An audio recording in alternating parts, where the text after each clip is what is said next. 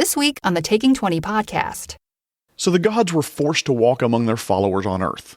This includes the gods of every Faerun pantheon, and the immediate effects were dramatic.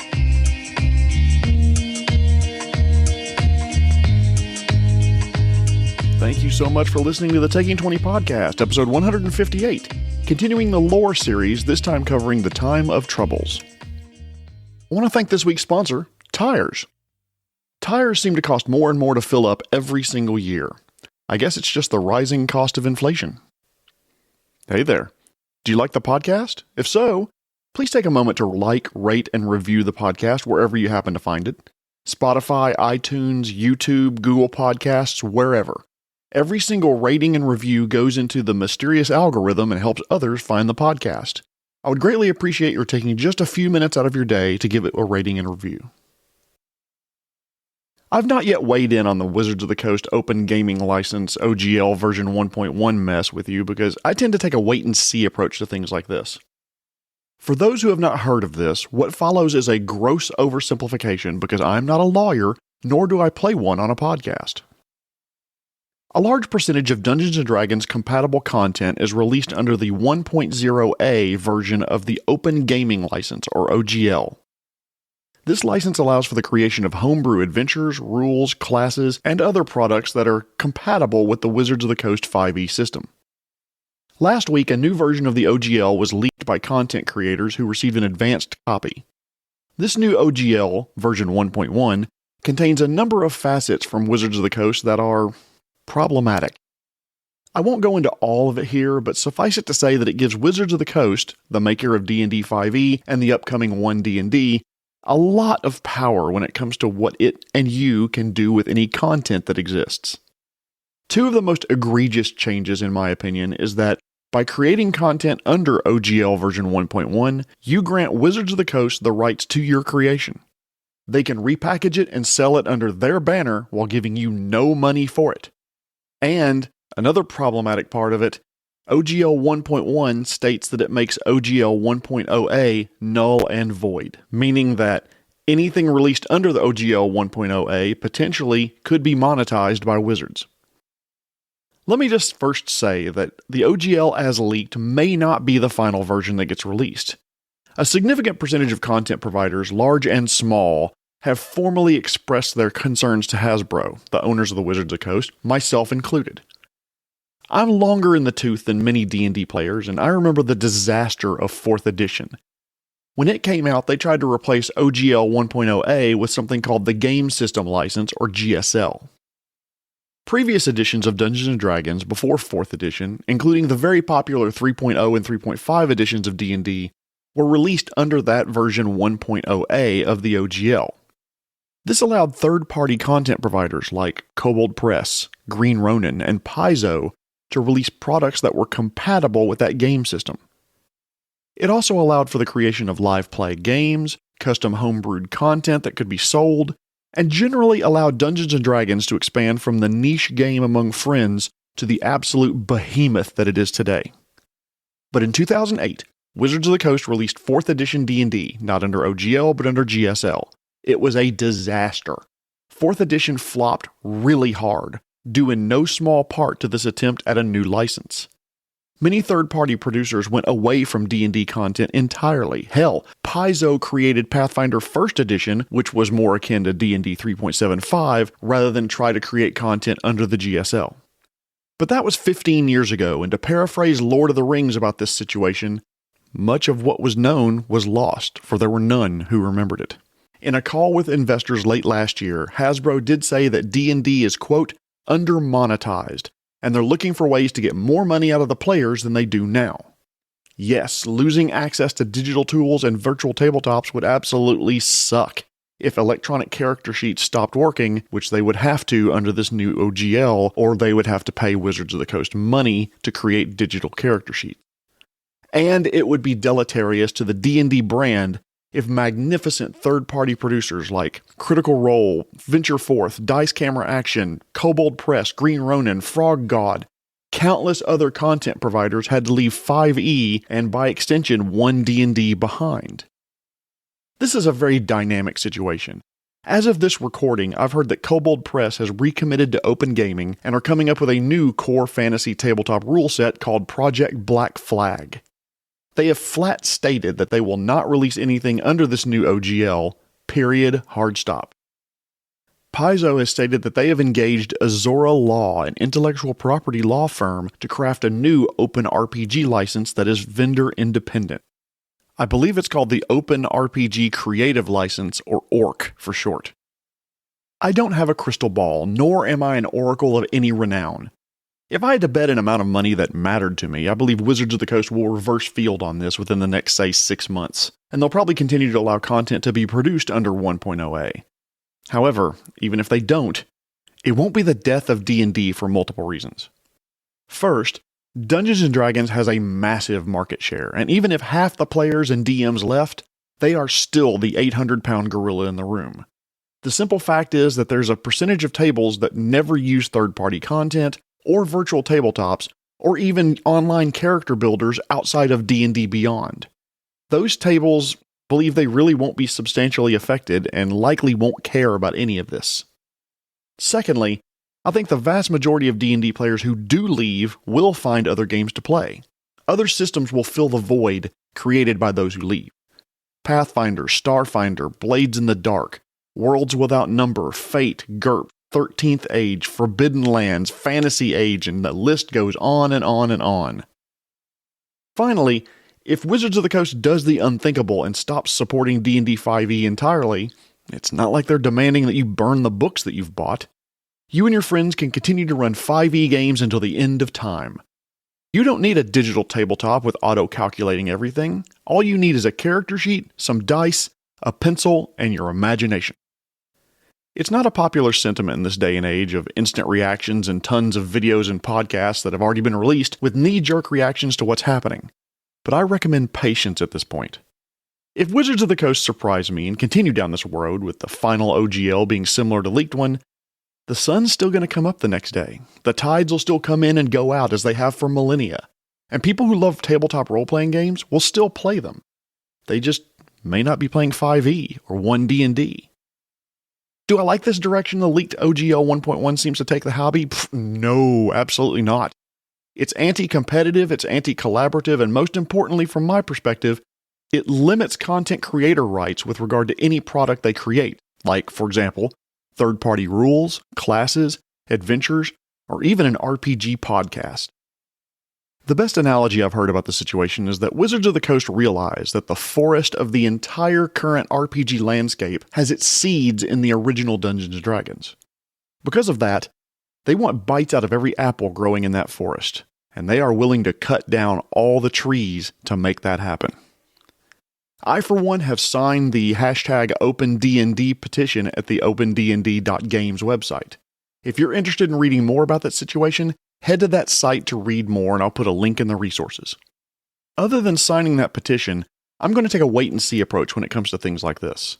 There's not going to be a vitriol-filled, spittle-flying, angry episode from me talking about how Wizards of the Coast are the literal devil and you should burn the books you bought. No, that's not how I roll. If you're concerned but have no interest in signing a petition, check out some of the other game systems that are online, or maybe go to your friendly local game store. There are a lot of gaming fish in the sea, and trying others will, if nothing else, expose you to new gaming ideas that can only make your game better. Hell, there may be a silver lining to all of this, that a lot of the smaller products like Morkborg and Delta Green and Blades in the Dark may see an onrush of players who want to distance themselves from Wizards of the Coast. And if you're currently a player in one of those other game systems, Pathfinder, whatever, be welcoming to new players and be patient with them.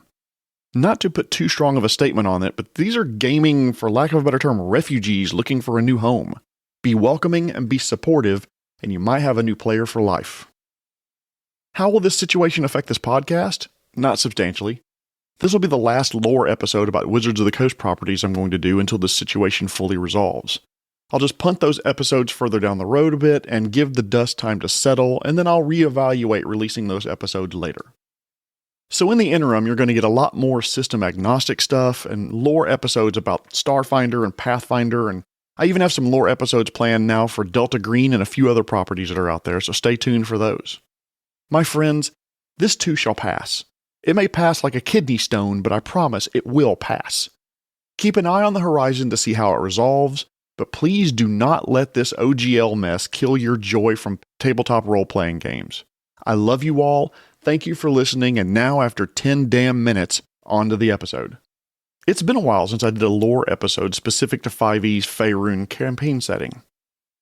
Over the break, I looked at my episode history, and my first thought was, oh, I did a 5e episode, it was this number 131, about the Orc Gate Wars, but that was back in July. Time for another one. This time, with long-lasting repercussions, the Time of Troubles. You may be asking yourself, why do I do lore episodes at all? After all, I don't adventure in Faerun, or Golarion, or Krynn, or the Pact Worlds, or Exandria, or any of the other canon worlds published by any game system. Well, my friend, I want you to remember the DM's best friend. Steal cool shit and put it in your game. Or as I say more succinctly, borrow, borrow, borrow, steal, steal, steal. So you're not in the Pact Worlds. That doesn't mean you couldn't replicate ideas from the Gap into your adventures.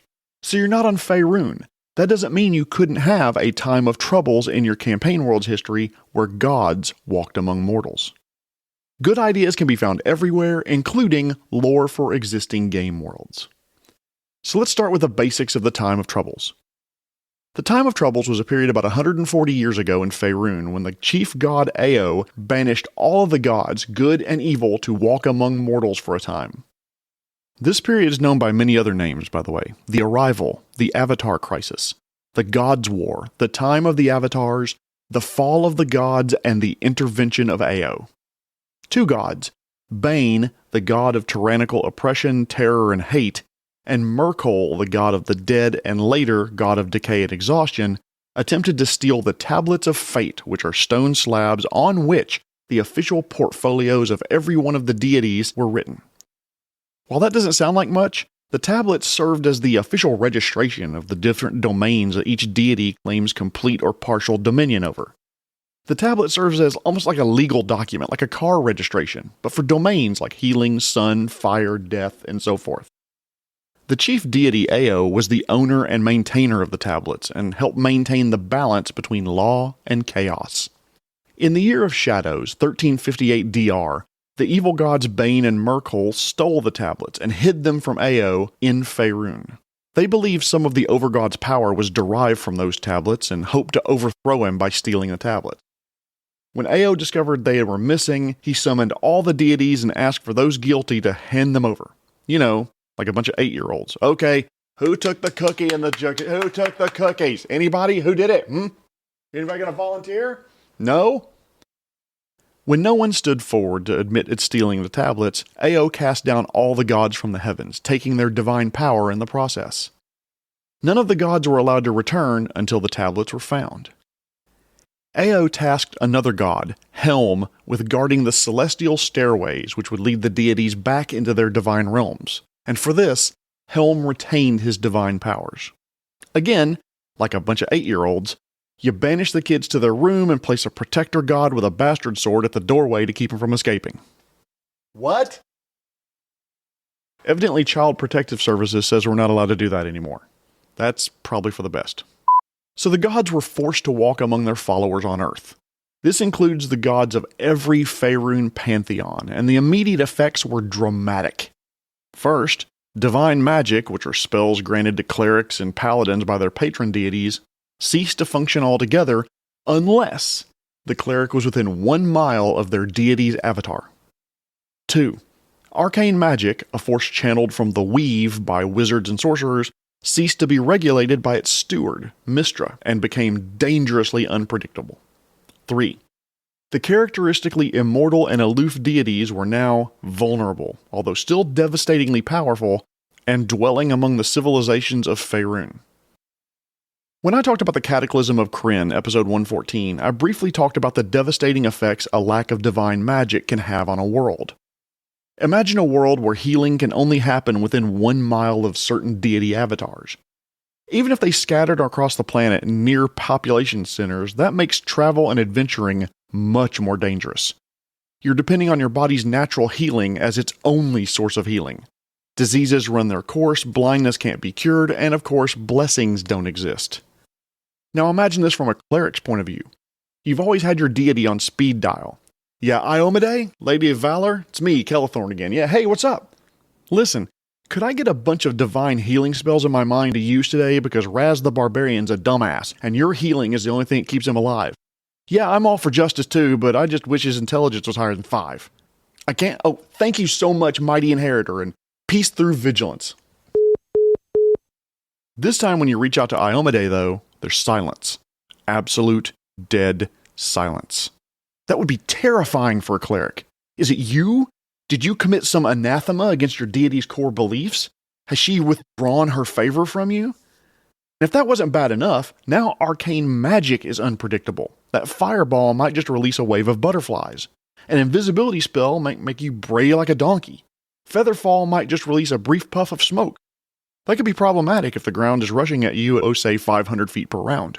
The first 2 changes alone threw the world into absolute chaos. People of all species scrambled to find out what was wrong with magic and healing. Clerics of gods other than Ao and Helm in most of the world went into full panic mode, and it took a long time to determine the cause of the catastrophe. Ao's intention behind banishing all the gods was to let them focus more on their worshippers and less on what he felt was their petty inter-divinity squabbles. Now let's consider. The gods were now, despite being extremely powerful, mortal. That meant gods could die, and some of them did. Mystra, the greater goddess of magic, was destroyed when she tried to bypass Helm and return to the divine realm anyway. Helm took his guard job really seriously. Bane was slain by the demigod Torm in battle, and Torm was annihilated by Bane with his dying breath. Baal, the god of murder, was slain by the mortal Cyric with the sword Godsbane. The god of murder was murdered in what I'm being told is an example of irony. The dragon goddess Tiamat was slain by her nemesis, the Untherian demigod Gilgeam, or Gilgiam, however you pronounce that. But she had prepared for this. Her essence was divided into 3 powerful chromatic dragons. The most powerful one devoured the other 2, recombining them and causing Tiamat to reemerge in the more powerful 5-headed form that we know her from today. She then killed Gilgeam, which caused Ao to dissolve the Untherian pantheon entirely, since a large percentage of those gods had died in the Orkgate Wars 375 years ago. See episode 131 for more on that lore event. Heem, the corrupted avatar of the Master of the Hunt, was hunted and killed by Malar. The god of irony must have been working overtime during this time of history. Joaquin, the goddess of wealth, attempted to reclaim her divinity but was imprisoned by the demon prince Grazit. It would be 10 years before she would be freed by adventurers and her power restored. Other slain deities included Ibrandol, Moander, Raman, Kareska, and then finally, Merkol, the other god that started all this mess by trying to steal the tablets. They were slain in a duel with a mortal woman named Midnight over the skies in the city of Waterdeep. By no means is this a comprehensive list. Honestly, the exact list of minor deities and demigods who perished may never be comprehensively known. Ao had initially decreed that no god would be restored, but seeing that Torm died fulfilling the obligations of his portfolio, Ao resurrected the deity and elevated his power. Some of the slain deities, by the way, wormed their way back to life. Bane's son, and I am not going to pronounce this right, Iaktu Exvim, was slain to make way for Bane to be reborn. Merkol infused an artifact called the Crown of Horns with parts of his essence, which became sentient and is currently plotting Merkol's resurrection. So after all the chaos, death, suffering, and destruction caused by the banishment, the 2 at the center of all of it aren't fully dead. Hell, Bane is just as strong as he ever was. The deaths did leave some vacancies in the power and domain portfolio, which were filled by mortals that Ao selected to ascend to godhood. Cyric, who slayed Baal, became a powerful god. Kelemvor became the god of death, but kind of a nicer version if that makes any sense. Midnight, who slayed Merkol, received Mystra's essence and became the new Mystra. And finally, Finder Wyvernspur, a powerful bard, became the god of the cycle of life. Lord Ao also lifted the barrier that prevented Mulhorandi god kings from reuniting with their divine selves on the outer planes. The physical incarnations of the Mulhorandi gods departed Faerun and left governance of the empire to mortal rulers under their guidance ever since. There have been long-lasting effects from the Time of Troubles. There are areas of Faerun where magic still doesn't quite work right, including dead magic zones and wild magic zones. There's some who still hold Helm personally responsible for the calamity, and worship of the deity decreased after that. Also, the worshippers that did remain were persecuted and some even murdered. Ao's kept a low profile before this incident, but since his existence is now known, cults have sprung up to worship him, including one in Waterdeep at their temple called the Cynosure. Now you may be asking, how long did it take to resolve everything from banishment to the gods being let back in? 4 months. 4 months of absolute chaos. The death of gods, reshuffling of pantheons, and establishing or destroying veils between realms of existence. 4 months of terror that still has reverberating effects 140 years later. So after all of this, what happened to the Tablets of Fate? They were eventually recovered thanks to the efforts of Midnight, Cyric, Kelemvor, and the cleric Adon.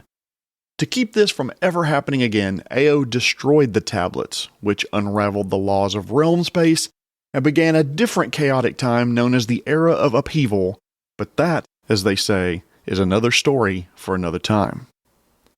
So what are the takeaways from events like this? 1.